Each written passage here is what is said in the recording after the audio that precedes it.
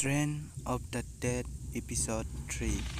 चलो हम आपको कहानी की एक महीने पहले ले चलते हैं कॉलेज कैंपस में। उस कॉलेज पे कुछ लड़कियां पूरा सर्कल करके था। कुछ लड़कियां ग्रुप पे होके डिस्कस कर रहा था किसी के अफेयर के बारे में और किसी मूवी की हीरो शर्ट उतारने के बारे में, और कोई प्रोफेसर बिना विग लगा के लेक्चर देते हुए ये बातें कर रहा था। सीनियर जूनियर को रैगिंग कर रहा था। तभी उस रैगिंग ग्रुप की सीनियर एक लड़की बोलता है, हे पूजा इधर आ। एक बहुत ऊंची कद वाली लड़की थी और दिखने पे बहुत सुंदर, और उसकी बाल पूरी कमर तक लंबी थी। तभी एक सीनियर पूजा की मफलर खींचती है, दिया अब तुम कुछ नहीं पूछो, ये सब तो तुम्हारी हैबिट ही हो चुकी है। तभी दिया बोलता है, तुम कहना क्या चाहते हो? जो सच्चाई वही कहना चाहता हूँ। एक कॉलेज की अथॉरिटी भी कोई रेस्पॉन्सिबिलिटी नहीं लेता और पुलिस लोग भी कुछ नहीं देखता। मैं अपनी घर वालों को बोलेंगे तो घर वाला भी बोलेगा तू कॉलेज जाना बंद कर दे, और मुझे कॉलेज कभी नहीं जाने देगा।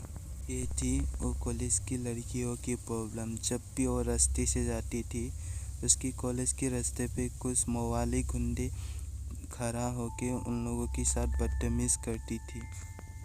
कोई तो इतना बदतमीज थी कि लड़की को हाथ पकड़ के उसको खींच के ले जाता था, और कभी तो बाइक से आके उन लोगों की चूड़ीदार खींचती थी। ये सब होने के बाद भी पुलिस को कंप्लेंट करने पे भी कोई एक्शन नहीं लिया पुलिस लोगों ने। पुलिस भी ऐसे इसलिए नहीं पकड़ पा रहा उन गुंडे को, क्योंकि उन गुंडों के ऊपर एक पॉलिटिकल पार्टी की हाथ था। भी पूजा ने बोला, ये थी हमारे कॉलेज की प्रॉब्लम।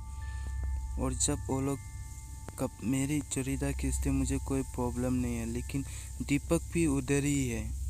दिया अपनी ख्यालों पे ही खो गया, अपनी क्लासरूम पे चले गया। सब क्लासरूम के चलते समय एक मिस उन लोगों को एक लेक्चर दे रहा था।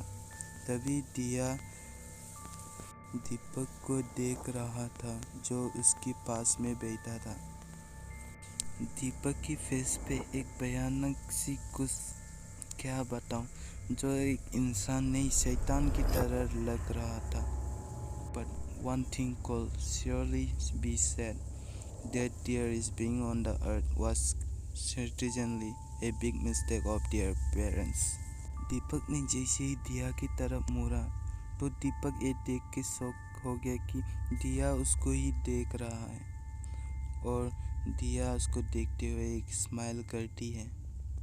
तभी दीपक भी दिया को एक स्माइल देती है, और दीपक ये नहीं सोच पा रहा था कि दिया उसको क्यों स्माइल दे रही है। देर के बाद दीपक की टेबल पे एक पेपर का गोला बन के गिर पड़ता है, और दीपक उसको खोल के देखता है तो उस पेपर पे लिखा होता है, बिहाइंड योर हॉस्टल 11 PM। ऐसे देख के एकदम खुश हो जाता है, और दिया की तरफ मुड़ के और एक भयानक हंसी के साथ दिया को देखते ही रह जाता है। और दीपक अपनी मन पे ही सोचने लगता है कि दिया ने मुझे बुलाया आज रात, वो भी अकेले ही। रात के 11 बज चुके थे और दीपक अपनी खिड़की की तरफ चलते हैं थोड़ा चेक करने के लिए। दीपक खिड़की की तरफ जाता है तो उसे एक साउंड सुनाई देता है, व्हिसल का। उसने खिड़की से बाहर देखा तो वहाँ पर दिया खड़ा था और उसको देख के स्माइल दे रहा था।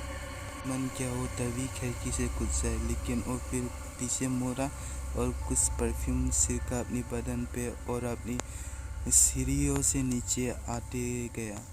लेकिन जब वो नीचे पहुंचा वहाँ पर दिया नहीं था, तो वो अपने मन पे सोचा, दिया कहाँ गया? और अभी तो मुझे वो इधर खड़ा हुए दिखाई दिए थे, वो कहाँ गया? और दीपक ने बोला, तुम क्यों शर्मा रही हो? तुमने तो मुझे बुलाया। तभी दीपक के पीछे कोई खड़ा हुआ और दीपक की सर एक काले कपड़े से बंद कर दिया और दीपक को एकदम मारना शुरू कर दिया। और तभी 2 3 4 और काले कपड़े की साया आके उसको जोरों से मारना शुरू कर दिया।